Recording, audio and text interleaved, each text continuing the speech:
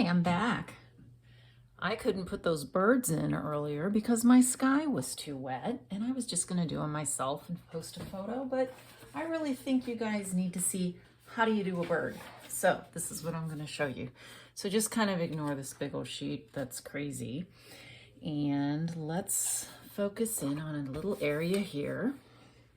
I have gotten my paint plate wet again, my palette, and I've added in a little bit of that raw umber, which was the brown, and a little bit of the Prussian blue. And I've got this beautiful bluish brown color. All I'm gonna do is I'm gonna show you here how to do a bird. I'm gonna have to lay this down. I can't hold it and do it. You come up, go to the point, and then pull the wing back. So this thicker area is the body. You want a bigger bird or go in the other direction? I find it's best to do it with a narrow brush. You could also do it, oh, I need to get that wet first. You could do it with a brush this size. I don't know if you remember the trick. You get it all wet, smush around, twist that brush like that and pull back. It gets it more pointy again. You can do it with this fatter, shorter brush. It's just going to give you a little bit of a fatter bird. So if you've got a longer, thinner brush or just a shorter brush that's thinner than this one, is going to give you the bird that you want. I just put a little paint on that one. It's too long. Don't do that. So you could have birds very far away by having the paint more watered down. So now I'm going to put a few birds on this page.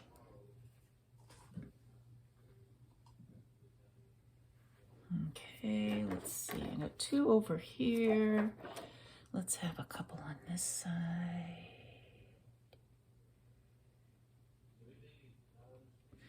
I go in one direction with my brush to get the thin side. And then I kind of come sideways coming out, which gives me the fatter side.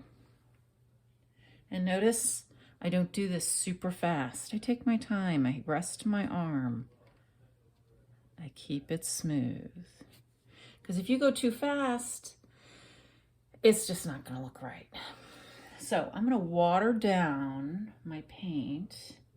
And I have these birds that look like they're a little further off. I'm going to put a couple more. And when that dries, it'll be even more faint. Like they're way off in the distance. And it's a flock. See? That's all there is to it. So now I consider this finished. So while I'm at it, I'm going to go ahead and put a signature in. Again, I'm going to use a little bit of the burnt or raw umber, Prussian blue. Get myself a nice, this is also often called a signature brush. Script liner is what it says specifically on the brush, and this is a number 1. It's very, very fine. And I'm going to come down here, move this up, and I'm going to put it with a watercolor painting that might be put in an actual frame. I don't go too far down in the corner because if you frame it, it could be as much as 1/4 of an inch in that the frame hides. And if you do want your signature to show, then you're going to need to put it where it will show. Now, you don't have to sign it in the lower right. That's typical.